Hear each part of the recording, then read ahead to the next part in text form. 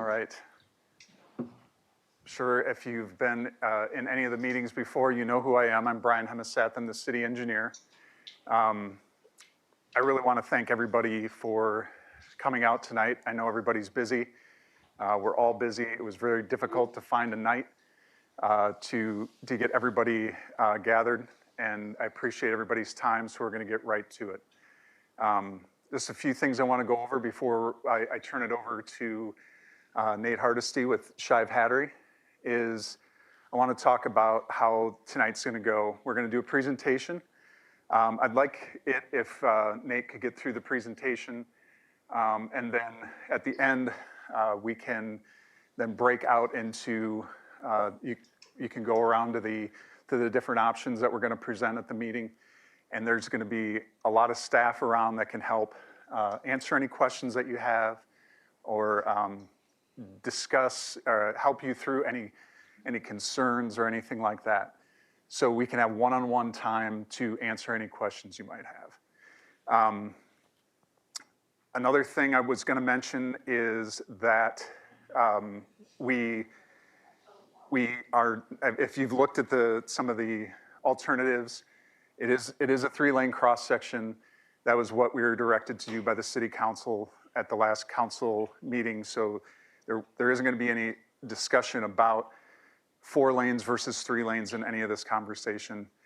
And the other thing is there's been a lot of talk about lane widths, and we've stuck with the same lane width on these options as we've done in previous ones. So that's not something that we're going to go into real deeply. So we're going to talk about how we came up with these essentially 3 different options with different parking widths, the width between the back of curb and the sidewalk. So we're going to talk through how we got there. I think, is there anything else? As far as history, all these options are on the website now. You are able to get on there, look them over. This presentation will be on the website. And then a recording of everything that you're hearing right now will also be on the website after probably tomorrow morning. So, yeah, do you have a question? Say the exact website. My husband's trying to get it on. So I don't. It's kind of a long URL. So. Is this on? Can you hear me? Yeah. If you go to the main city website, it's whatever www.westmoyne.iowa.gov. If you type in /Ashworth, you'll be able to get to it. Oh, it's on there. Yeah, they're all listed on there once you get there. Yeah, once you get there, scroll to the bottom. The new stuff, it starts old stuff at the top, goes down, scroll to the bottom. Yeah, thanks, Nate. So at the end of the meeting, we're going to help each and every one of you tell us what your preferences are on these different options, and then we're going to take your preferences and we're going to tally them up, look them over, and see which options are more preferred. And then on Monday, we're going to take the results of this meeting to the Public Services Council Committee meeting. That'll be held right in this room. It'll be Kevin Trevelyan and Renee Hardman at that meeting. Renee's the alternate for Matt McKinney. Matt is unable to make it to that meeting. You're all invited to come to that meeting if you have anything you want to share with the city council members. We will have it right here in this room at 11:30 a.m. If you're unable to make it to this in person, because I know people are working, we'll have a link available for you to join via phone or via Teams if that's the way you want to get there. So we don't want to leave anybody out because of not being able to drive here or being across town or anything like that. So we're trying to make this as available to folks as we can. So with that, I'm going to turn it over to Nate to start the presentation. Well, thanks, Nate. Thank you, Brian. Can everybody hear me? Yeah. All right, thank you. So I wanted to thank everybody for coming tonight. I know Brian went through a little bit of the history. There's a long history. We're not going to go too far into that tonight. We're going to try to talk about where we're at today, what are some of the options we have around the room, and what our purpose here is today. So again, thank you for being here. My name is Nate Hardesty. I'm a civil engineer with Shive Hattery. I do have some other Shive Hattery folks here that will be able to help you answer some questions later as well. So Brian touched on this a little bit, but what are we going to talk about today? We want to talk about the concepts. So in the back of the room and kind of on the sides, there's 6 different boards. Those are different concepts. We'll talk more about those and what the differences are and kind of how we came up with those over the next few minutes. After that, we want to get input from all of you on what your preferences among those 6 are. At the end, we have some ballots up here. We really want you to come and rank them 1 through 6. I like number 1. 6 is my least favorite, essentially like a ranked choice voting type option. So we'll go a little bit into that later as well. So what are the differences that we plan to discuss with these? There's really 2 main things. The actual alignment of the street, the main 3 lanes that runs from 1st to 50th. Through this section, what happens to those? We have some options that actually shift the whole street around. And then how far is the sidewalk from the street? The distance between the back of the curb to the sidewalk. We call it the parking. It's really that grass strip in there. How wide is that? And what's affected by different choices that we make. All of those really affect the right-of-way acquisition. The outcome of the choices we make determines the right-of-way acquisition, how much it is, and on which properties it is.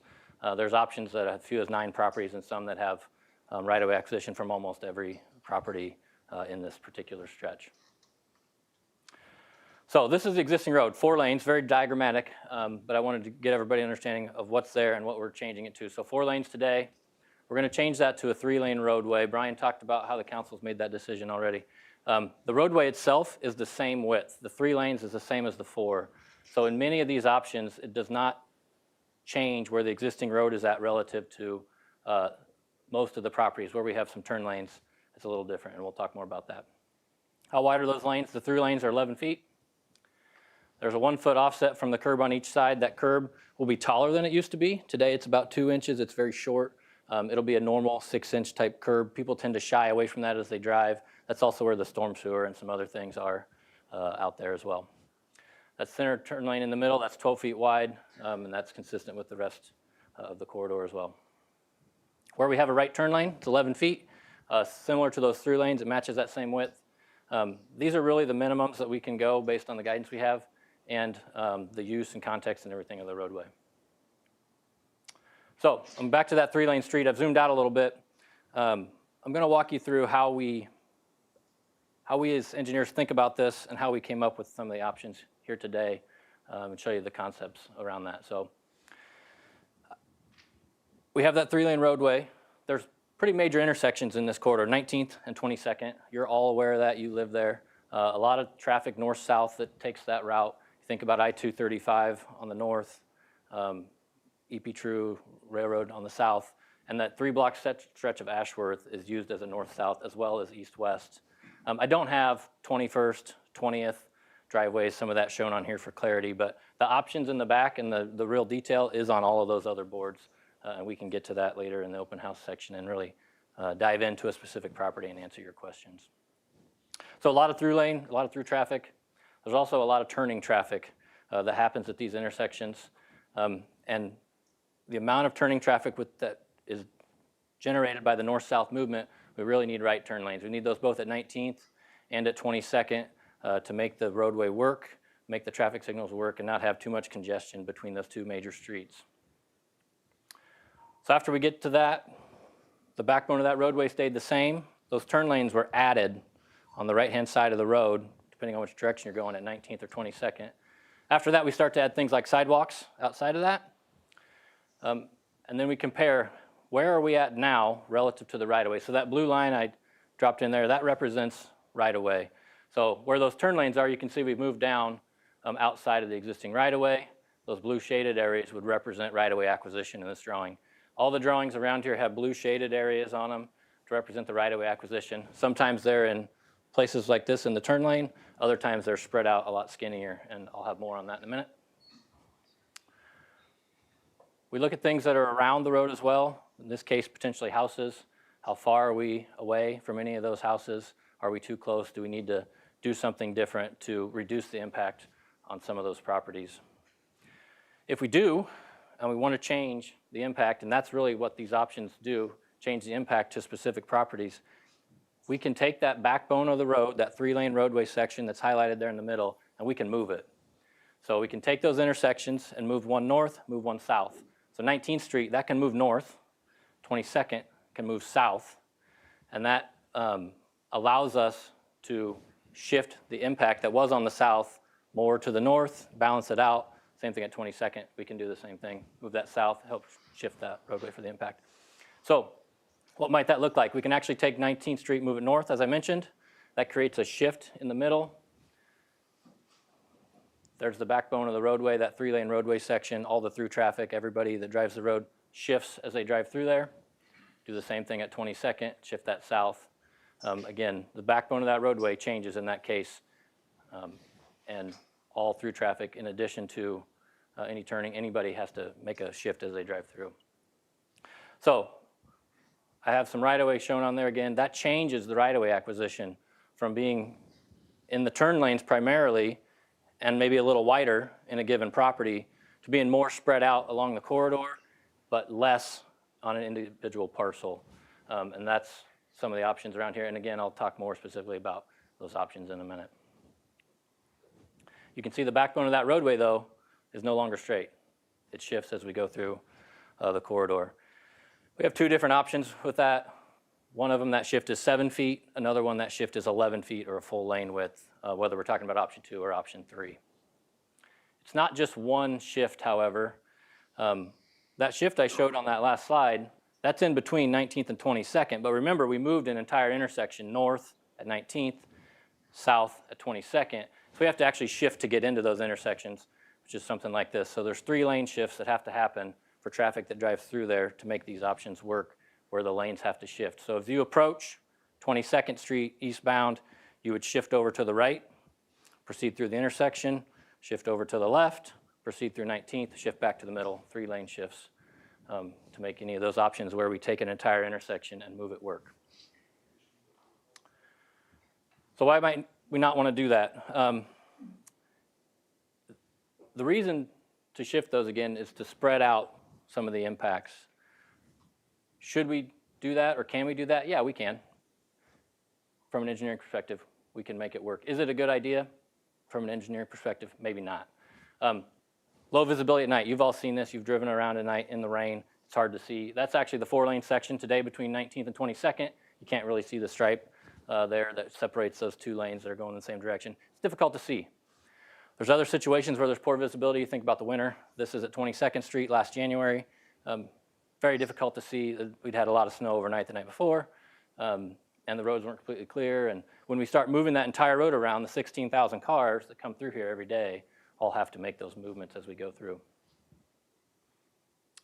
So I've talked about that first bullet up there, the alignment of the through lanes and whether the roadway has a shift or does not have a shift. That's something to consider as we look at these. And I'll talk more about which options have that and which don't in a few minutes. The other option I want to talk about is how far the sidewalk is away from the street. Before I do that, I want to back up just a second. Option 1, these 2 boards over here, we have 1A and 1B. Those both keep those lanes straight. The other 4 options, 2A, 2B, 3A, 3B, they all shift the roadway like I was talking about a few minutes ago. All the A options, 1A, 2A, 3A, they have the sidewalk 9.5 feet from the street. All the B options, 1B, 2B, 3B, have the option 6 feet. The sidewalk is 6 feet away from the street where right-of-way acquisition is required. There are places that right-of-way acquisition is not required. We'd still have the sidewalk at the back of the right-of-way where it is today. So I have several different things to run through about this parking width, but anytime we move that closer, the people in the picture actually get closer to the roadway, whoever's using the sidewalk. Can we do that? Yes, we can. There's some things we should consider, though, if we want to make that choice. One of those is the visibility. Again, I showed this picture. There's something you can't see in this picture very well. It's that little red circle back there. You get closer, that's actually a letter carrier walking in the street in January of this year, just past 23rd Street. So now, in this picture, it had snowed a lot overnight. None of the sidewalks were clear. However, when the sidewalks are not available, people find a place to go, like this person who's in the road, people that walk to school, people walking their dog, they have to have some place to go. There are places, and this is not Ashworth, there are places where the sidewalk gets closer to the street, snow ends up on top of it. This one's not even that bad. I'm sure people could still use that sidewalk, but there's not near as much snow on the ground as in that last picture. And that parking today, maybe I should go back to that quickly. That parking today, that 9.5 feet, that's what's out there now. So in the options where we talk about it being 6 feet, it is smaller than it is today, meaning it's more likely that snow will end up on the sidewalk and the homeowner has to come out and maintain it again, scoop it out again, whatever it might be.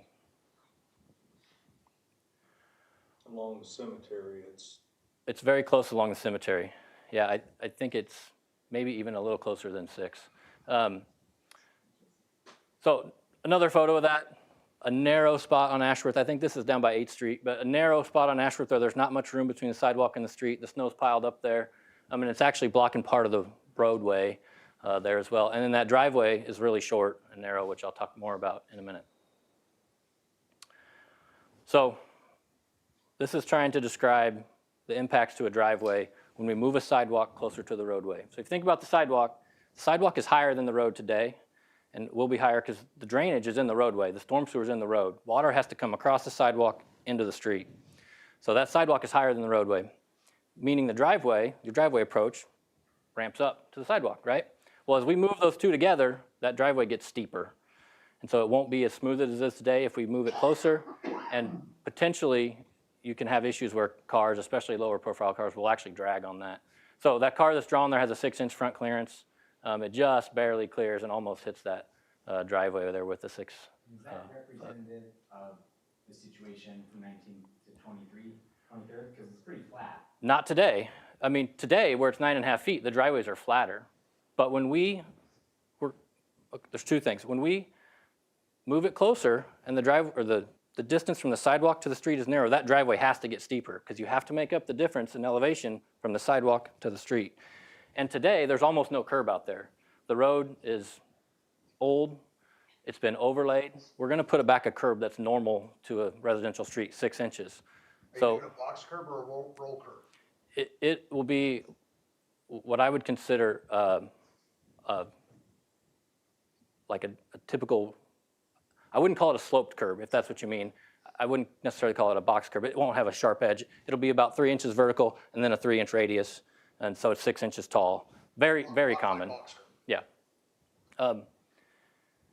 So again, when we narrow that up, it makes the driveway steeper. Now, we can do things like lower the sidewalk to help that. However, we got to keep the sidewalk above the street to get water into the street. We can ramp the sidewalk down in the last few feet before a driveway, but then the sidewalk ramps up and down as we go down the corridor. And every time we make the tolerances tighter, we risk water being somewhere that it shouldn't be. That's something to consider. Water, over the years of adding asphalt, they created a flat road versus the roads, how they had a crown. Yeah. You're gonna put a crown back into. Yeah, we'll put the road back like we would a new street. I mean, over the years when it's been overlaid, that's a rehab, a maintenance type thing. This is the base that's underneath there is really can't accept another one of that. And I don't want to go too far into that to respect everybody's time, but this is a full reconstruction. So we'll put back a normal crown on the street and normal drainage in the gutters and things. So Definitely does not move water very well. Yeah. yeah, It just kind of stands in a lot of spots. it will when we're done. So another thing about that parking width, this is a picture. It's actually down by the fire station by Valley West Drive. A lot of utilities in that corridor, everywhere, all those flags. I've shown this before, but the utilities that are listed on the right, that's actually within the 19th to 23rd area. Those people are all out there.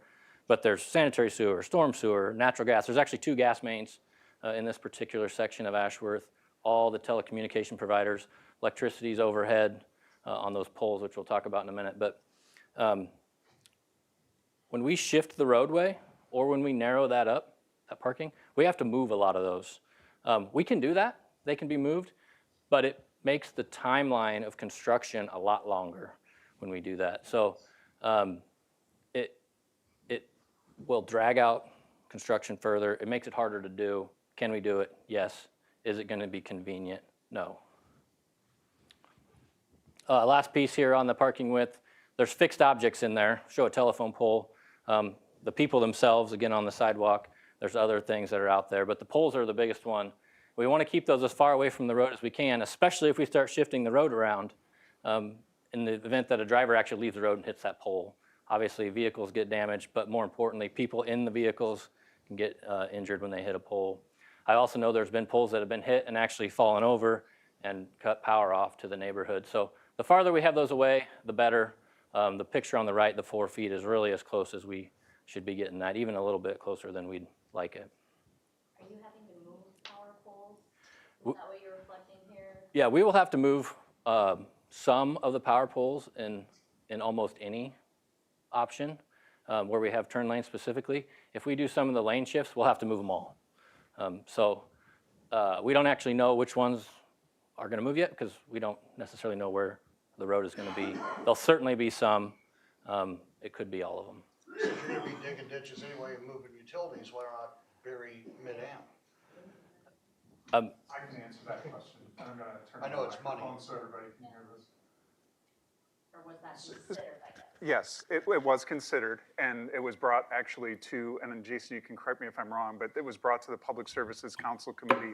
That's where we take all of our recommendations for projects like this, and that committee recommended against putting them underground. The cost of it is pretty significant.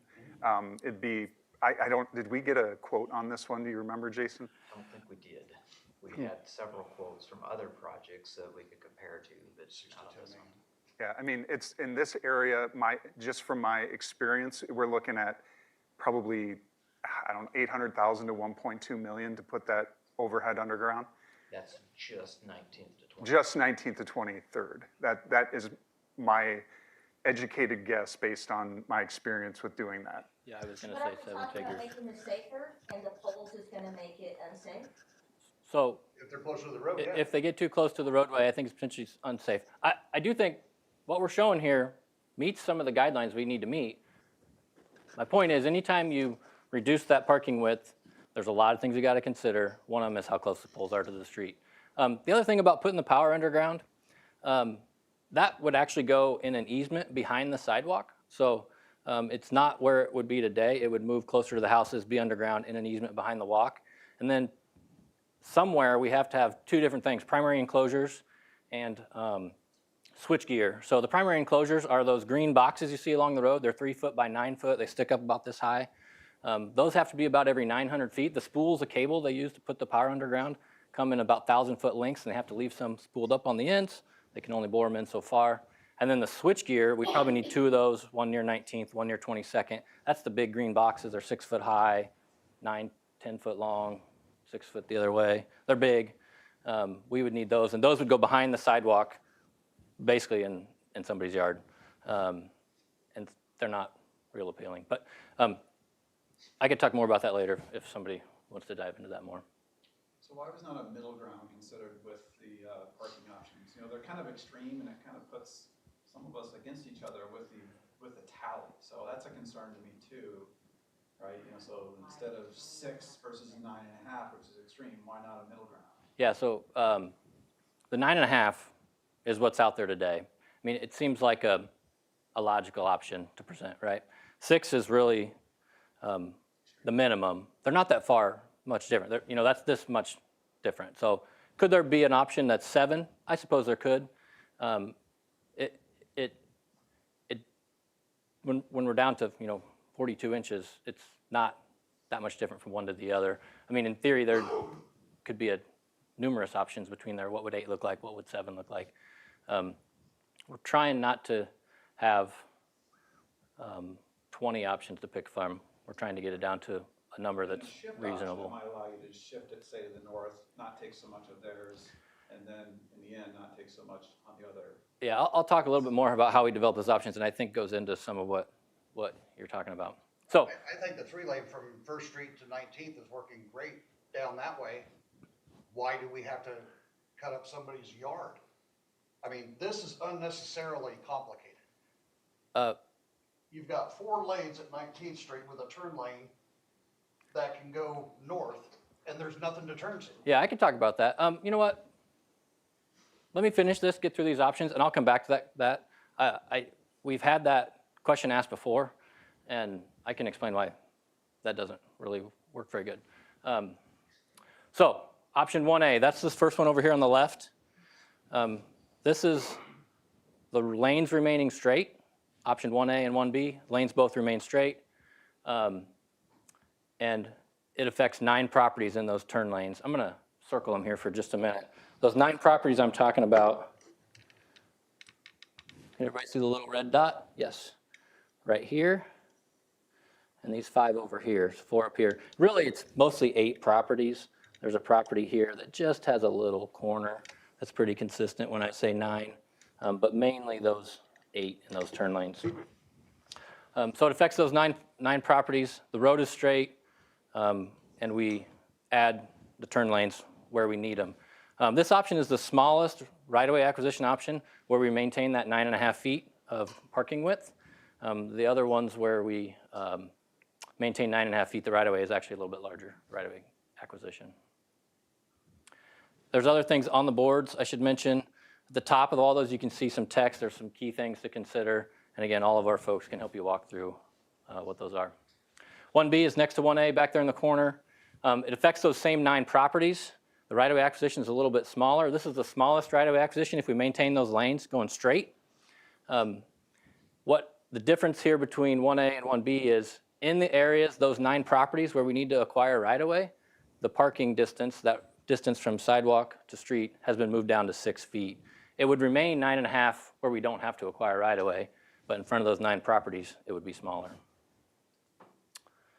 So I jumped to option 2B. I realize I skipped 2A. I'll come back to 2A. 2B was developed after the 2 number 1s. The purpose of 2B is to say what is the smallest right-of-way acquisition we can have. And that's really what this one is. It's the smallest overall right-of-way acquisition. It affects those same 9 properties in terms of the turn lanes causing right-of-way acquisition. And how it was developed is we said, okay, if we want to start shifting lanes around, if we take the 9.5 foot parking distance on the north side at 19th or the south side at 22nd, and we take that from 9.5 to 6, we shift that road over 3.5 feet. We can not acquire any right-of-way in that area.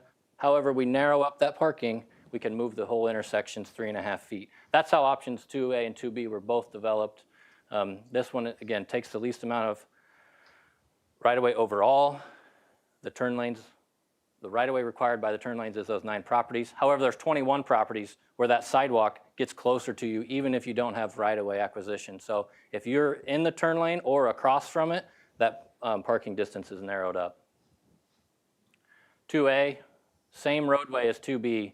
That 7-foot shift, 3.5 foot at one intersection, 3.5 foot at the other intersection, same roadway. The difference here is we said, well, if we have a roadway option that shifts 7 feet, what if we kept all the parking width at 9.5 feet? That's how this option was developed. So those turn lanes affect right-of-way acquisition for 22 properties.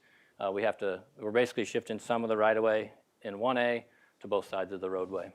Sorry, for questioning, maybe I missed something. What is the width of the lanes what you were talking about? Yeah, so the total width of the main 3 lanes is 36 feet, same as what's there today. 12 each lane. Nope, 11. 12 in the turn lane, 11 in the through lanes. The right turn lanes are also 11. So the drive lanes are 11 feet. There's a curb offset. But with curb offset, With 12. curb offsets. 12, 12, 11, 12. For us lay people, Sorry, yeah. Um, Yes, formally, consider it from the curb he'll- to the He'll line. understand it. Yeah. I'm going to move on to option 3A here. Option 3 has the largest shift in the roadway. So I mentioned option 2, the roadway shifted 7 feet. Option 3, that shift in the middle between those intersections is 11. It's a full lane width. The purpose of option 3A and 3B is to take the right-of-way acquisition we need to fit everything in, take those lanes that we're talking about, the 3-lane cross-section plus the right turn lane, and center it in the existing right-of-way so that when we have right-of-way acquisition, it affects people on both sides of the road equally. So option 3A, we have 5.5 feet of right-of-way acquisition on both sides of the road. If you have it on your side, your neighbor across the street has the same thing. Option 3B is very similar, it's just a little bit smaller. So 3A, 11-foot shift. It affects 22 properties. There's properties on the very ends here that have some right-of-way acquisition that don't on some of the others because it takes a while to develop that shift. This is a 5.5-foot shift for to get up to, say, 19th Street, proceed through the intersection, shift 11 feet to get to 22nd, go through 22nd, shift back 5.5. But it's consistent both sides of the roadway for the actual width of the acquisition, which was the goal of this option. 3B, very similar. However, we brought the sidewalk into 6 feet, essentially everywhere by the time we start shifting those lanes around. It's the same roadway as 3A with that 11-foot shift, and then the right-of-way acquisition would be 2 foot from pretty much every property. You can see I dropped from 22 to 20 properties. That's because the very, very ends, the lane shift is in where where the parking is also narrowing up, so we don't actually have to have right-of-way acquisition from a couple. So 3A has the most cost of moving utilities. 3A and B would probably be the same to move the utilities. They'd pretty much all have to be moved. We're not done with any of these options. In fact, there's a couple other things I want to talk about that we will have to consider. From a right-of-way acquisition standpoint, we've talked about the permanent right-of-way acquisition. That's the blue shaded areas around here. There's places where we're not really done with any of this, right? We don't actually know where the road is going. However, we've done our best to say what would happen in each option. What we haven't shown is a water main easement. There's a water main that needs to be put in on the north side of the road. It's in much of the rest of Ashworth. I know many of you would like to get the rest of that in. We'll probably need an easement for that on the north side of the roadway behind the sidewalk. That's where it is everywhere else. We don't show that because we don't know where the road is. We don't know where the water main can go. There's a chance we might be able to get it under the sidewalk or within that 9.5-foot area if we have that on the north side. If we don't, it's almost certainly in an easement behind there. We don't show it because we don't know it. When we do know, we'll come and talk to the folks that affects, but it's people on the north side of the roadway. Temporary easement, we'll need temporary construction easement to redo driveways and things. If we're reconstructing the sidewalk, which is right adjacent to the property line, and the driveway approach, and that's all changing slightly to get some of the drainage and other things that were talked about, we'll have to reconstruct the driveway behind that back partway up your yard. We'll need temporary construction easement to do that from pretty much every property. That's kind of why you can see the driveways on the options come behind the sidewalk. We will come to you and talk to you about that when we know exactly how much we need. The last thing I want to talk about here, traffic signal locations. If you look at these options at 22nd, the traffic signals sit behind the sidewalk. And we show little blue squares in all the options where those sit, so we can put those in a piece of right-of-way. At 19th, they sit in front of the sidewalk, between the sidewalk and the street, in that space that's 9.5 feet today. If we shift that roadway north, we've taken the road and angled it actually at those traffic signal poles. And if we bring that sidewalk in at the same time, closer to the road, we may not have room for those signal poles there, and we may have to move them behind the sidewalk. So those two properties there at 19th Street on the north side could have another easement or piece of right-of-way acquisition needed for a traffic signal. That's not shown on these because we don't know where the road is, and we've got them shown where the poles are today, but we may have to move those behind the walk. Brian talked some about schedule. Go ahead. Before we go on, let's go back to that right-of-way acquisition. I just wanted to, introduce Sean from JCG. He's sitting in the back row there. Sean is our right-of-way agent that we hire to handle all of our right-of-way acquisitions. He'll be the one that talks to you when it gets down to actually purchasing the right-of-way. Jason, myself, Eric, we may be involved in some of the discussions about the design and that sort of thing, but I wanted you to put a face to a name because he will be out there either knocking on doors, giving you a call, making sure you have your questions answered. So that I just wanted to make sure that was done, and introduce yourself to him. If you see him when you get up, he'd be happy to meet you. Yeah, So, thanks, Brian. Yep. And our team coordinates with Sean and JCG to make sure he can answer your questions. And if he doesn't know the answer, he'll get a hold of us, and we can help out with that.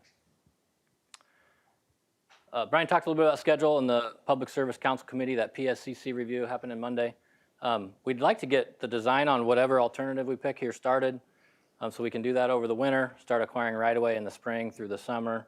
Same time we would do final design.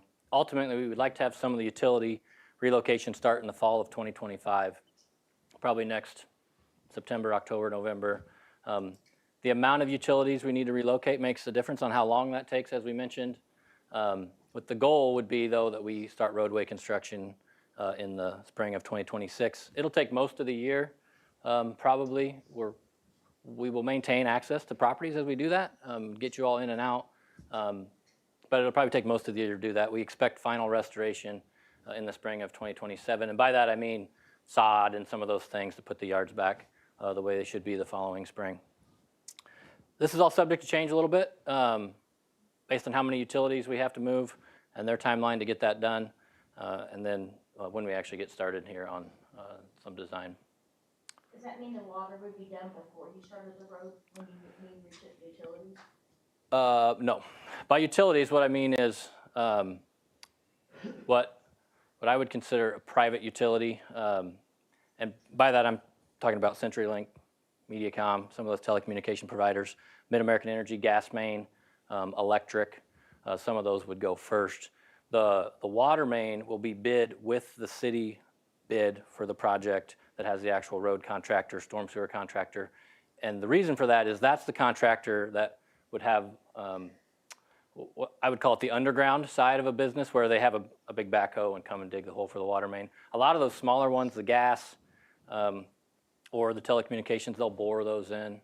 And the water main, they'll have some bigger equipment to do, along with the storm sewer. 3 more years before we get our water fixed? Likely sometime in 2026, the water would be switched over. It's costing me personally over $150 a month just in filters. I have a filter out in my truck right now. It's rust colored from just 3 days. Yeah. We're talking It's thousands sludge. of dollars in damages to our appliances while we wait. I already had a water problem in my house that cost over $96,000. Yeah, so understood. The timeline, we're in December of 24. We have to acquire right-of-way from somewhere between 9 and 20 some properties. So that means we have to have agreements with all those people. How many dollars is it worth? Sign off on all that. We have to get plans developed to design which one of these, what are we going to do with the lanes, storm sewer, where we have to coordinate with all those utility companies, where are they going to go? Then they got to physically do it, and we got to get out there. It takes time. That's why we're trying to. You said it's behind the sidewalks. It's not even in this area. It's way, it's on the north side. Well, we don't know where to put it if we don't know where to put the road. That's So it's the gonna- problem. It's gonna be 42 inches and we're gonna hold it for 3 more years for the 42 inches where you're gonna move those pipes to. We also have to come under the street with all the water services to get to the south. So we have to know where the storm sewer is going to go, so we don't put those in the way and have to move them again. It's probably not as simple as it sounds, Construction but starts at the deepest part, which is usually your storm sewer, and you work up for your utilities and you pack them in. That's why they can't design it right now, because they got to know where the road's going to go before they can move the utilities. correct. So it takes some time. Or it'd be fine for all of us. Y'all can go ahead and put it north of the sidewalk.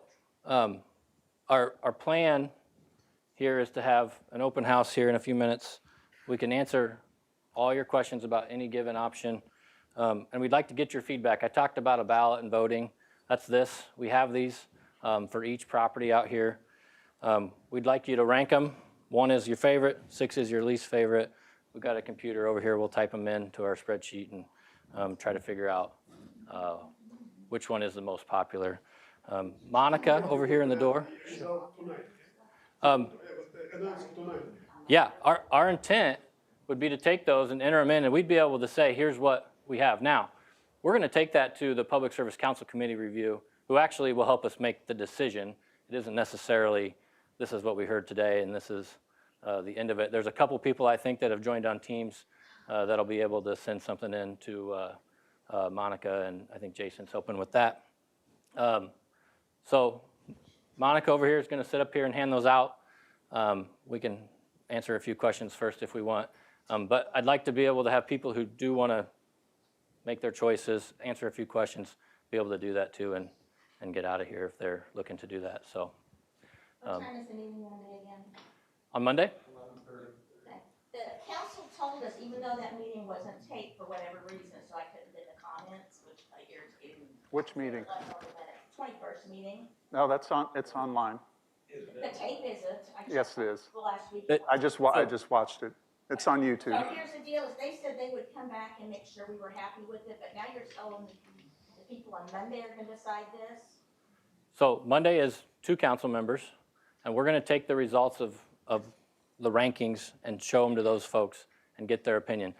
I don't know if it's going to be 6 options that are everybody equally likes or dislikes them, or it's going to be one that people like. I can't tell you that until we do it. We're going to take it to those folks and review it. They're part of the city council. It would ultimately go to the rest of them. I do know the meeting on the 21st, if you're having trouble finding that, it was a council meeting, not an Ashworth public meeting like this. You might have to go to the city's main council meeting page to find that, but it is out there. It was a council meeting and So. it had minutes and it had a summary, but it didn't have actually recorded. But I'll go back and look again. Yeah, it should be there. I had trouble finding it, but I did find it, so. So in the event of a tie, of all of them getting equal votes, then is it up to the council to decide? Yeah, that's a good question. We've talked a lot about what if there's a tie. We're going to have rankings 1 to 6, and so we have, if you've ever heard of ranked choice voting, that's basically what we're talking about here. But again, ultimately, we could take that, maybe there's 2 options that are tied, and then council should decide probably. So that's probably not my decision at the end of the day. I mean, I look at these designs and I think they're way overly complicated. There's no middle ground. I just think, I was a PMP, I was a land development manager for 40 years. And I look at these with the lane shifts and everything, it's gonna be a cluster in front of our house. They're saying 16,000 cars a day. Once they get these turn lanes and everything in, it's gonna be 25,000 cars per day. Yeah, we don't, Why they make that Amen. racetrack? Make it a racetrack to kill Yeah, it. Let's have one person at a time talk, so it's not a shouting match. And please, everybody, please be respectful. We're all humans here. And Yeah, we just all need to be respectful to each other. I just think this design is way overly complicated. Why can't you use the existing widths that are there without turn lanes like you did from 19th to First Street? And they have plenty of intersecting roads, and I realize we have 22nd Street there coming down off the interstate. I get it, it's access, great. But what's gonna happen to all those houses down 19th Street with all the increased traffic? yeah, I can address that. So, That's me, sorry. thought that was me. We don't anticipate an increase in traffic based on the change in lanes. Traffic is generated by where people are going and coming to. Most of the area is built out and developed. Great, then Oh, why change and make extra lanes? Over time, People's property. yeah, over time there'll be a slight growth, but not a lot. So 1st to 19th, we've restriped that as 3 lanes. I think that's been pretty popular for a lot of people when we had the public meeting. Not everybody, but the difference there is the major intersections, like 8th Street, it already has been built out and has left turn lanes and right turn lanes. 22nd and 19th do not. The highest volume of traffic between 1st and 50th is in this section, 19th to 23rd, 16,000 cars a day. It's about 10,000 on the other sides of that because the north-south is about 6. It's quite a bit more in there, and we really need those turn lanes to make it work. Well, and I understand that, but like I said, you're looking at taking people's yards, cutting them up. I mean, some places like here on 22nd Street on the north side, you're clipping that entire corner. Yep, that particular property owner, I don't know if they're here. It's a rental home. Yeah, and we talked to that person, and their response was, it's not that important to them. They think their interests will be fine either way. But it is impactful to the folks on the corner. I know this lady here lives on the corner opposite that, and the traffic signal thing is in her yard, and all the options are kind of the same. They move around a little bit as we shift the roadway on 22nd South, but we have to be able to get vehicles through there. And my house is probably one of the least impacted.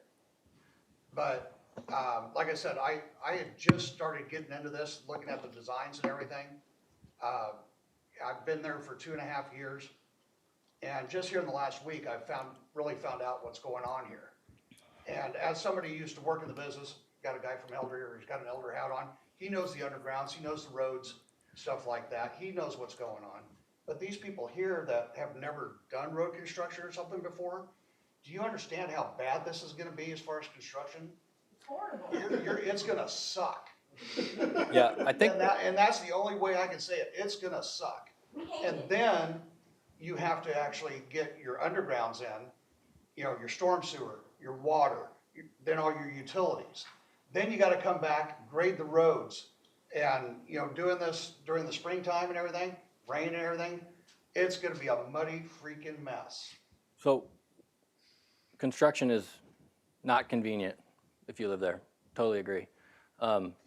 This road, some of these portions, most of them are a little bit further east that are older, but some of them were built in like the 1920s. They're very old. They've been overlaid. At some point, we have to do it, similar to like 8th Street, for example. I've been in this area since the 70s. We built a lot of these houses. My dad, Jim Walters, Randy Walters, everybody else, we built these houses. You know, a lot of these houses were built in the late 70s.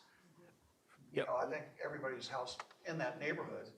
But honestly, I think widening and taking people's property is a big mistake. Yeah, I do too. That's why we don't have the options to widen the road to 4 lanes from 1st to 50th. That would have impacted 200 parcels. Right. We're down to just a handful right in the middle where we have to have turn lanes to make it work, to get the road as small as we can. That's the basis of the council making the 4 to 3 lane decision. I don't want to speak for them. You can watch the meetings and those things. But in all these plans, though, this applies to all of them, why can't we reduce it from curb to curb? So, you know, you've explained before, and I know Brian doesn't want to get into this, but I do think this is pertinent to everyone, though. And it still has not been explained beyond, it's the guidelines. So, listen though, you explained the SUDA standards were based on this. There are other standards that can be used that could cause the curb to curb to be narrower. We could use 11-foot lanes, including a 2-way left turn lane, no curb offsets, and you could reduce it, you could reduce the impact by 3 feet. We know the road's gonna have to be reconstructed, and we love the 3-lane option with the turn lanes. An email you guys sent to me, you know, a little over a year ago said, and this was when inquired about the SUDA standards, and in quotes, if the jurisdiction desires a project more accommodating, the geometric design criteria, the recommendations in chapter 5M or guidance from other agencies could be used. In the SUDA's guidelines, it also says designers should consult the design criteria set forth in this section, but it may be impractical to use them all. And those are the ones you're using, my understanding. To use that, including the curb offset.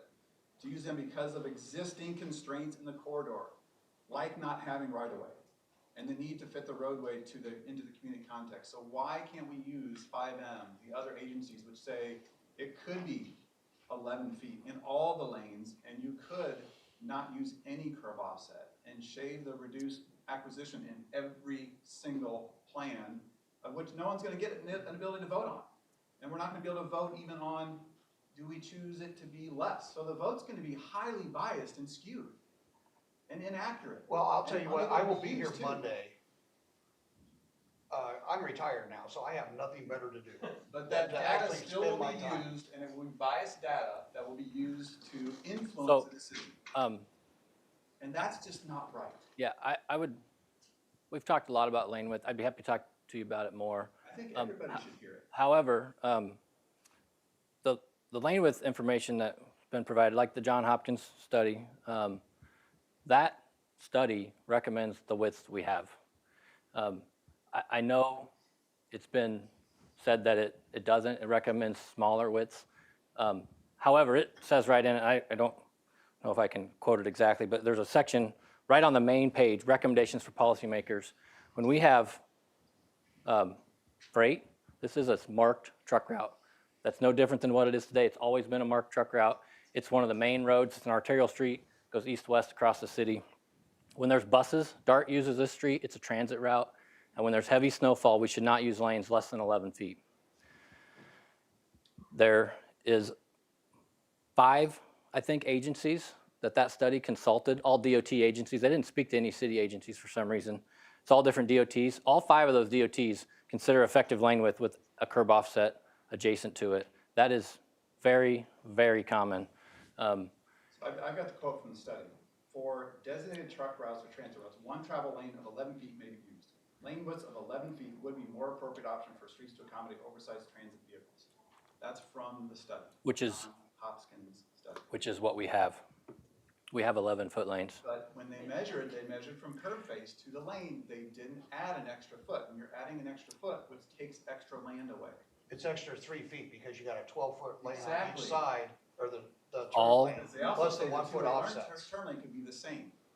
All of the agencies in that study consider a curb offset when they talk about lane width. They do. And the turn lane in the middle is very commonly 1 foot wider. Even some of the tables from some of the studies in there talk about that. They also talk about right turn lane widths should be the same as the through lane. It's very common in there. We're actually slightly smaller than Sudas. Sudas would have a larger curb offset than we have. We narrowed that up a little bit to try to match the existing width of the street. So for most properties, again, 1st to 50th, we're not changing where the road is in front of them. It's only in this small stretch where we have the highest traffic volumes and the turn lanes. So this gentleman in the back in the orange had his hand up several times, and I haven't been able to get him. Thank you. My name is Dana Simon. I live on Ashworth for 34 years. And seen a lot on Ashworth and have a lot of friends on Ashworth. I can tell you that I'm assuming that you, Brian, and the others made these recommendations because of safety concerns first and foremost. I've been through bitter winters on Ashworth where it's so bad that traffic coming from other areas, they don't have any idea where the regular lanes are. You're driving one side, another side. I think it's gonna, even if it's done with the original plan, that the middle lane would be obliterated anyway, and you'd be going back and forth. So my point is that the safety features that you built in and the crooked roads that would result from some of these alternative plans seem to be totally unacceptable.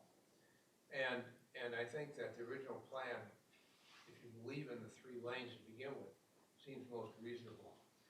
Having had several dogs and family and my wife walking on the street, being pulled off the side of the road by the dogs sometimes when you get a lesser sidewalk distance, they're out in the street with these alternative plans. That also seems to be a potentially dangerous issue, and also with any bikers that may be there.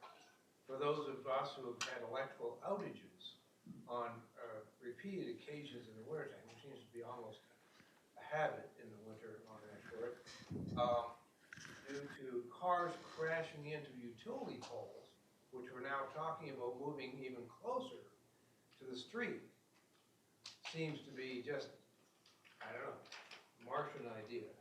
But I just think that the original plan, if we're gonna go with anyone, may be most reasonable. Some other alternatives here brought up, I think, are reasonable considerations. And, but it just seems that from the standpoint of safety, my concern is that someone else brought it up before here in front about whether we're planning to make this a thoroughfare. And I don't think we're planning to make it, but I wonder whether we're facilitating it. And I've always viewed Ashworth as a residential community and not as a viaduct into another area. And I'm afraid that this whole thing has been lost to some extent with any of the plans. And that's one of my concerns, and there's also speed limit. So I think we should all think very carefully about this. I think safety, pedestrian safety, our families, our children, some of us still have grandchildren come visit out in these streets, and you've got 4 feet, 5 feet, 6 feet. You're talking about narrowing the road. I just think, who are you helping and who are you hurting here? And I think we're hurting ourselves. Yeah, so thank you. I'd like to follow up on that for just a minute. I don't know if I said this as we went through. The lane shifts and all these options that we have here, they're all feasible from an engineering perspective. My opinion is the lane shifts are a bad idea. I wouldn't do it. I agree. Options 1A and 1B do not have any lane shifts. 1A has the parking width maintained. That would be what I would pick from a public safety perspective and a transportation perspective. I know we're going to disagree with some folks on that. That's why we want your opinion. That's what council directed us to do. We do think we can make any of them work from an engineering perspective. Some of them obviously have some trade-offs. The comment about thoroughfare, I think you mentioned that as well as you. From 1st to 19th, I'd encourage you to go out there and drive it. It feels different than the 4-lane section, in my opinion.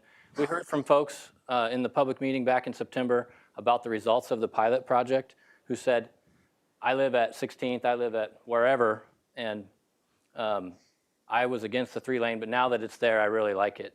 And our traffic speed overall came down, average speed per car, and the high speed came down in both those cases. The 3-lane roadway, in my opinion, is much more of a neighborhood street than the 4-lane road there today. I think everybody will be happy with that when that's all said and done. Construction's inconvenient, but I think that makes sense. So. Yeah, but you're making these intersections 4-lane.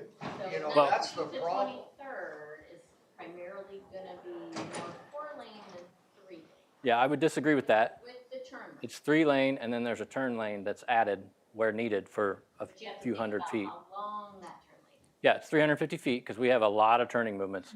A full 40% of the traffic is turning movements. And you've had your hand up several times. Can I? I just want to know if anyone's studied, you said it's 10,000 cars from 1 to 19, 1st to 19. I mean, approximately.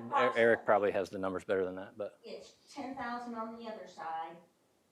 That 6,000 extra people that we have in this stretch, I'm telling you, it's people cutting it short. That's the only reason they're there. They don't live there, they don't work there. Those extra 6,000 people are doing a turn, they're going off the freeway, down 19, and then cross Ashworth and down 19. When we make it easier to do that with that turn lane, if we had left it 3 lanes and you could either turn or go straight, I doubt there'd be a lot of people complaining about it. But by adding that turn lane, this is what's making it now a thoroughfare. They go, great, now I can get off on 22nd, go down Ashworth and never stop, take that right over it and keep on going. I promise you, I grew up in Houston. My husband, my first husband, was a highway department. He worked for the DOT. You're using DOT, those assignments, if you're only using DOTs as one of your 5 agencies, and we're not using any cities, do you think they meant for these to be used in cities, or do you think they would have had cities on the team?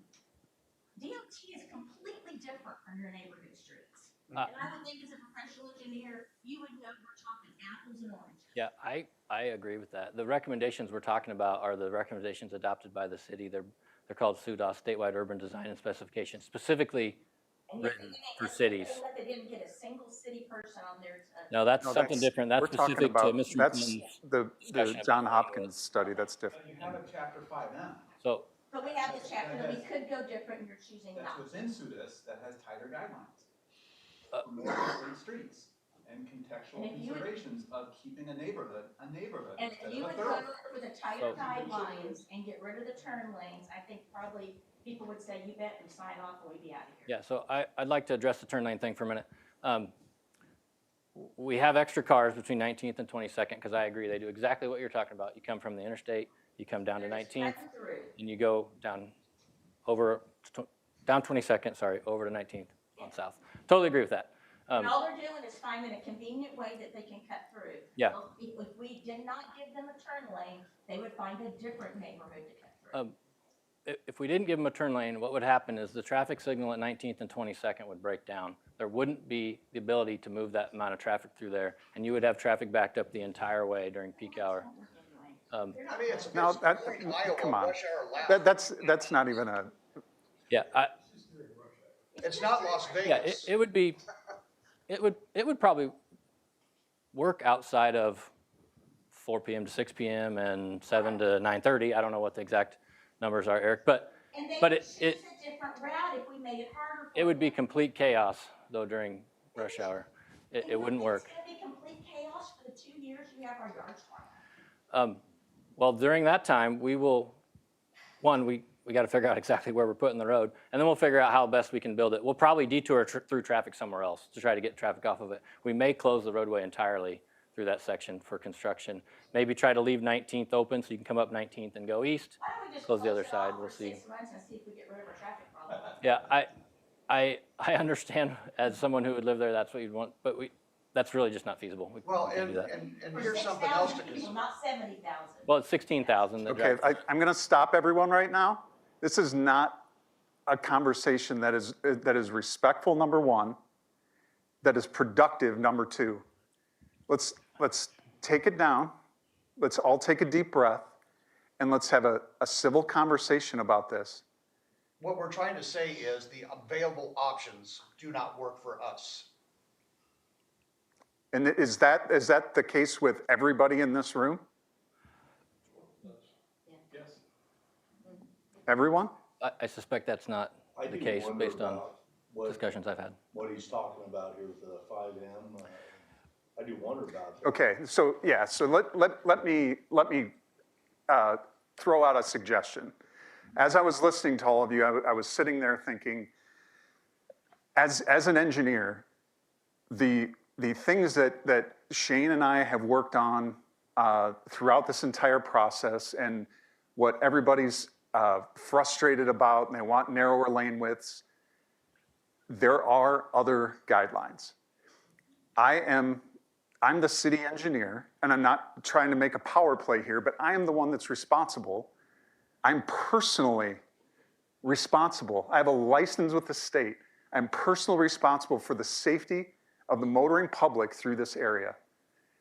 And when it's all said and done, if I just say, I'm going to go with what everybody in this room says because that's what you want, I will get in some serious trouble. I could lose my license.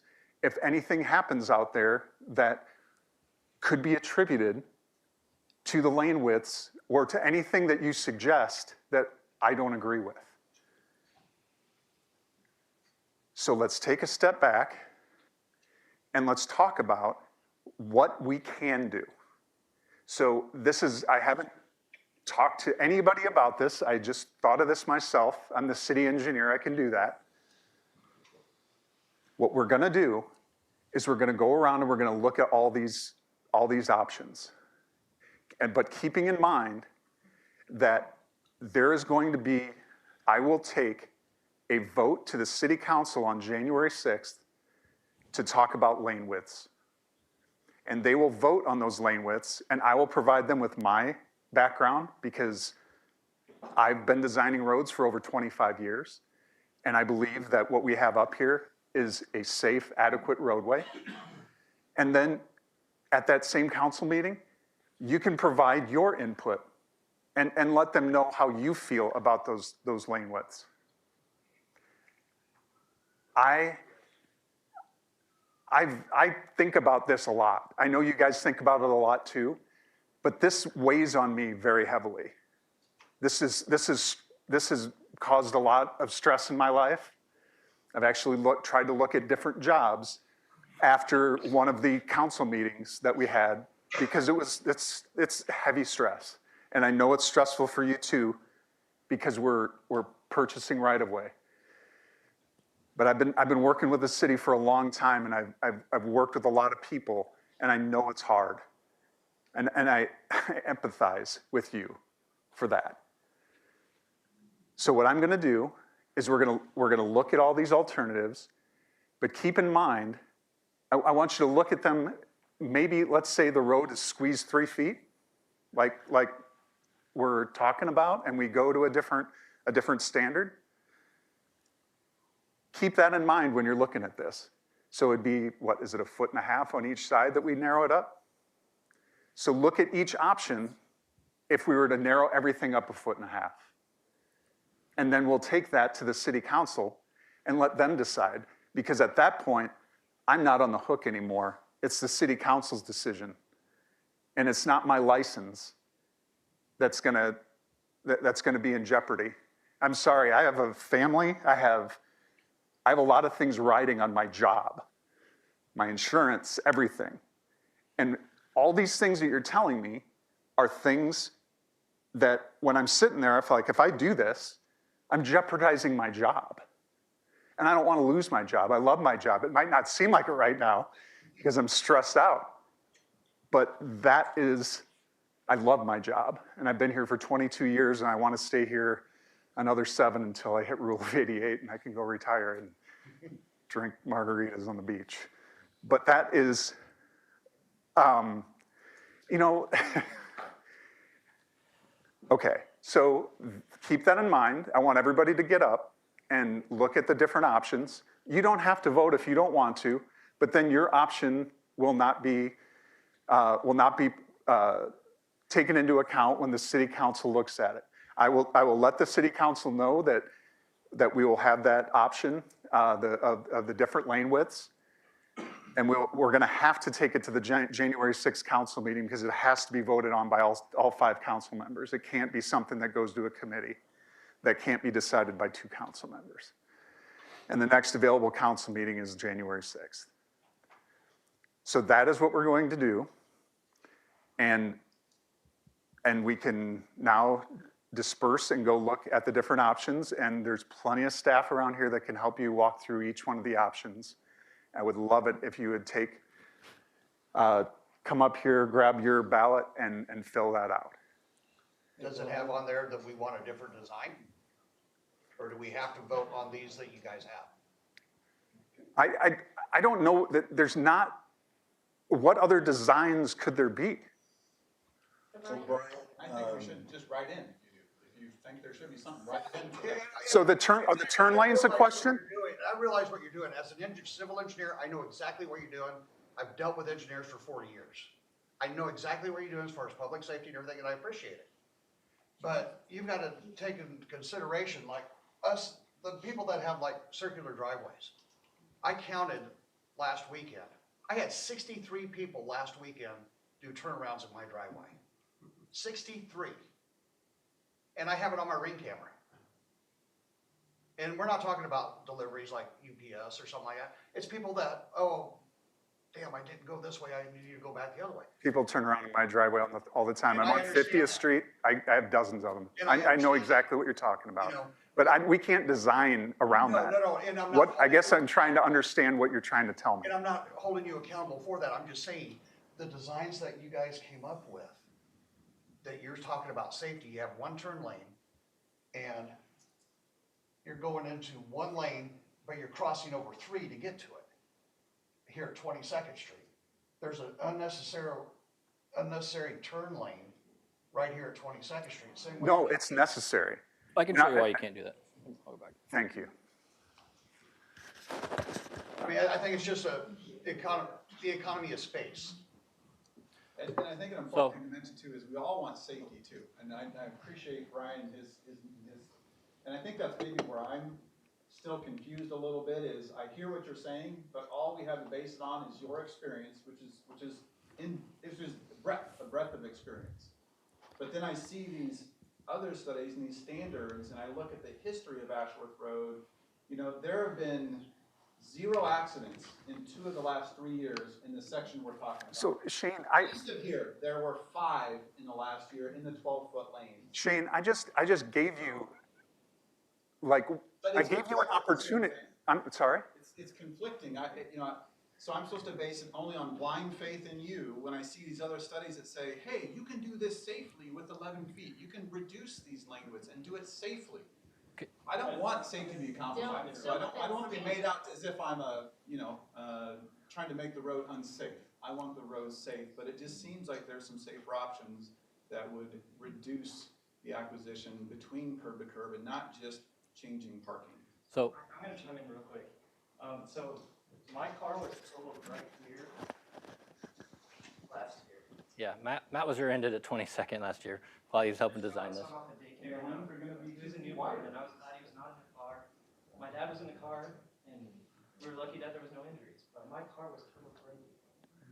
And there were 5 of those accidents in 12-foot lanes east of there too. So They're gonna happen.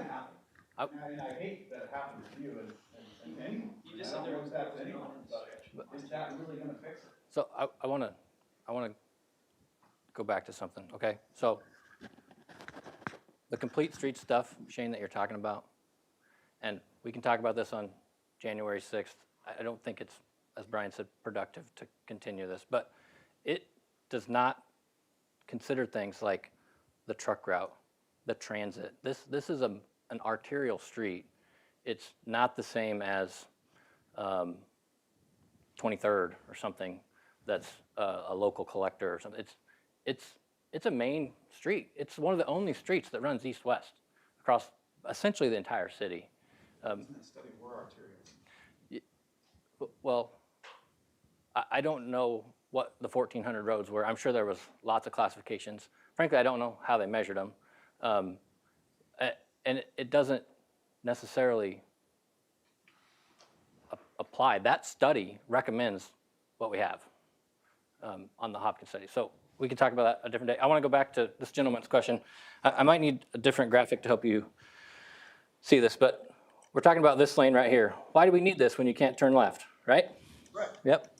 So let's say this is a through lane, my red arrow here, and I'm a car. I'm in a through lane. I'm driving across here. What do I hit when I get to the other side? Well, The it's- person it's- turning the opposite. It's exactly the way it is right now at 19th Street, you shift because you have the right lane and stuff that's turning. Yeah. Yeah. Today, though, when you go out there, the lane that goes through there has a place to shift to, Correct. because the other lanes are pushed to the north. If we were to do what you're talking about, you would have to shift that full lane width across the distance, that intersection, and we'd be asking for collisions. You have to consider that left turn lane that's on the other side of that screen. I have another drawing of You're it, matching both sides. It But, doesn't matter. but you're not. but okay, Yeah, I do understand that, okay, because we do have the left turn lane. got it. Okay, So, gotcha. let's- Okay, I understand that. Let's say I make this a through lane, and I make a through lane over here, then I have to take the east side of 19th and shift the entire thing north. And I see, because now. Hey, somewhere I have one at a to, time. somewhere I have to I put see them. the way your shifts now, okay. But it confused me and stuff because you were shifting twice over here and then shifting again over here. That's where I was kind of getting confused. Your through lanes, if you shift 3 times, you're going back to normal. We got to get back to the middle. Yep. I still have my doubts about that because in the wintertime, you know, you can't see. Yeah, that. we agree. Yeah, and I mean, We were asked to come up with solutions that decrease the right-of-way, and these are it. You have 66 feet of right-of-way, and you've got a lot of things to do in a very small area. and I agree. I mean, And we have to have the turn lanes. We have to. I see that now. I do see that. So it's supposed to be a conversation, discussion, but yet you drawing your line in the sand, I think, with regard to this 5M section that. No, I'm not drawing my line in the sand. I offered that the city council, yeah, well, I'm drawing the line in the sand because I'm the one that's responsible. License and safety. Yeah. But that study says that it was, so after today, we no longer really have a choice on January 6th. We don't have a choice.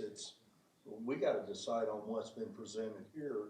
And if that other option of some form of this 5M would have been presented, then maybe only 2-3 people vote for it and it doesn't pass anyway, but then you would have presented the option for us to consider, but with all the information, maybe we would just consider this 1A that Nate says is probably the best one. It's not, we don't get to consider it. And that's, I think, the point here, that. I don't understand what you're saying, because if we're, Consider. I am giving you an option to consider. What I'm saying, That doesn't, it's not safe. You said it's based on your Right. experience and you and your license. Right. Insurance, and that you do not want to present what he's talking about at all. correct. That's what you said. That is what I said. So we don't get to weigh in on what we feel should be presented. I mean, that's what I'm seeing here. I've got a couple other things that bother me at where I'm at 19th and Ashworth, but I can't even get to talking about that yet. You know, I was told 10 years ago that I couldn't put in a horseshoe driveway because they had plans for the roadway that were gonna affect things, and so I can't put in a horseshoe driveway at this point. I hope that I could later, cause if you guys put in a turn lane at 19th, the north side of Ashworth, to get out onto Ashworth, turn lane and maybe a traffic light there later, that's gonna cut into my driveway, cause I come in off of 19th, I have a 35-foot setback, and you'll probably take at least 15 foot of that when that comes, but is it gonna be 5 years, is it gonna be 15? I might be dead, but that's what's in my mind about this. I just think you should give us that option. Okay, I'll give you that option. Use the list that we gave you, and then if you believe that the lane should be narrower, write that on your sheet. You know, I would have been nice to see that as an option, so you could. Basically, we can, yeah, I get it, but just pull all the lines in 1.5 feet on each side. Yeah, we're talking about saving this much on each side of the road. And we're not trying to downplay that. I was gonna say, We're don't not trying to- downplay that, that's our language. We're not trying to downplay it. We're just saying, we're not. But it also Yeah. changes the plans, like if you use those 4 11-foot lanes and then 8-foot parking, it would change how much you're taking on the north and the south. It would kind of totally change some of these plans, more than just 1.5 feet on each side. No, it would Influence it differently. be 1.5 feet on each side. That's pretty much all it would be. Yeah. And looking at this, I agree with him, the way that it is. Even if we shifted, we're only saving 16, maybe a total of 16 inches on each side, maybe. So what it's gonna come down to is, if you want us to come up with new options, all this is doing is pushing this entire project farther and farther and farther along. And the water main that everybody wants to get redone isn't gonna get done. I of having more lanes. We can talk to the city council, they can vote on it. The difference in the narrower lanes, you wouldn't hardly even see it on these. There's just 1.5 feet in each side of the road on all of these things. So that is what I would like everybody to vote on. And if you don't care about the lane, just vote on it. Can I just say one thing? I want to supplement, I guess, just for a second, please. I want to clarify a point I made before, and that is that, you know, I have a feeling sometimes we all are in our own professions and our own jobs. We're kind of masters to ourselves many times. We listen, we take orders, we do things. And no matter what profession we have, and I must say that I've only found Brian here to be extremely constructive and responsive all the time. And personally, I find very respectful of his opinion on this regard. I think the Hopkins study is a good thing that was brought up, but I don't actually see it in conflict with what the current recommendations are. That's the way I do it. And so I look at safety. I think we all look at safety, really. It's all about safety. And if there have to be changes to make it as safe as possible, I think the options are clear in my view. But I just wanted to make that point, and thank you. Okay. At this point, I think I'd like everybody to, and you don't have to vote if you don't like, but we're going to have these ballots up here for you to choose, or maybe I'll let Nate. Yeah, so Monica can help you get them. They're addressed. So your name and address is on this. I'm sorry, question. You know, I think we need time to make a choice. For you, maybe it's very easy to take a look and make a choice. For me, I need time to think. And it will be nice to make like a print of all these choices and let people think. Yeah, so real quick, these options are on the city's website. And let people think. Yeah, they're there. Like couple days, maybe 3 days. Yeah, Not to do like that. I'm not at a restaurant. She's just asking time to make her yeah. decision. So I think I can address that. So if you can make a choice tonight, we would like you to. We'll tally them up and show you what we got with whoever gives us a choice or one of their options. If you don't, you could take this home. You can bring it to the Public Service Council Committee meeting on Monday and give it to us there. We can update our stuff. I think you probably have Brian's email. You could send it to him. It's Monday, December 9th, a few days from now. And we can write in, we can write in skinnier lanes and whatever we want to on the thing you said. Is that correct? You can do whatever No, but he said you something want. about Yeah. right. I don't. The lane width thing, and Brian's probably going to say this, that we don't believe that is possible. That would take an action of the full council to do that. The soonest we can do that is January 6th. So that's what he's talking about there. He said that if you could sign it tonight and then write in what you think is wrong with the plans, that was okay. Yeah. So now you're saying don't. No. I'm saying go ahead and do that, Okay. and we'll note that down. But we can't do anything smaller than what we have from a lane standpoint without all these folks up here saying that's okay. Weeks ago, I sent an email and asked to put this onto the website, this option. And I didn't receive any response because I need some time to understand. Yeah, so I want to come back to that. So these options are on the website. They're put on there this morning. And Today morning. this morning. And we uploaded, I understand. They simply weren't ready. In fact, we uploaded a presentation this morning and we changed it a little bit this afternoon. So we're gonna have to re-upload it. It's not like they were available and done weeks ago. They were not. Okay, so they're there now. You can check them out. You can take this home. You can email it in to Brian. I'm sure you have his thing. We can add it to our stuff. Can you vote on the website? There's not a way to vote on the website. Can you give this option? We do have a way for some of the people that are on teams to vote. It's an online thing. You can fill it out. It requires you to put name and address and some of that other things. The problem is we don't really have a good way to distribute that to the folks here because we don't necessarily have everybody's email addresses. We were asked by council, and correct me if I'm wrong, Brian, to go get input from all of you who live here. So if we put that out there on the whole website for anybody, who knows who we'll get input from. So that's why we wanted to do it in person if we could. I think Jason sent the link in the Teams chat to the people that are online so they can do it. So we do have that, or you could take this and give it back to us, email it in, or say, I rank them 1A, 2A, whatever. I think that'd be fine. That's my opinion. Yep, perfect. How many days do we have for? So that's Monday. So today's Thursday. So that's this coming Monday. Thursday and coming Monday. Coming Monday. Decision should be. Well, we will go to the Public Services Council Committee that has 2 council members on it. And if they say this looks great, I'm glad that everybody chose the same option, which probably isn't going to happen. We would move on. If we're going to go to the, if it's not clear what we should do, it'll be on that January 6th meeting likely, assuming we can get it on there, and that's Brian's court. But so real quick, one more thing on this ballot. These have a name at the top. So this one, Aldinger, it must be A for Aldinger,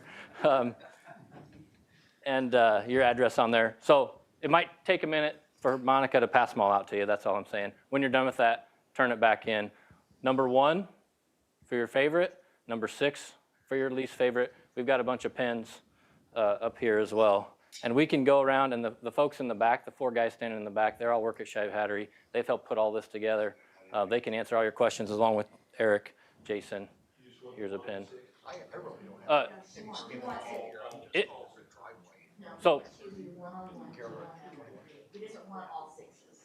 So I want to address that. How should you rank these? So this is ranked choice voting. So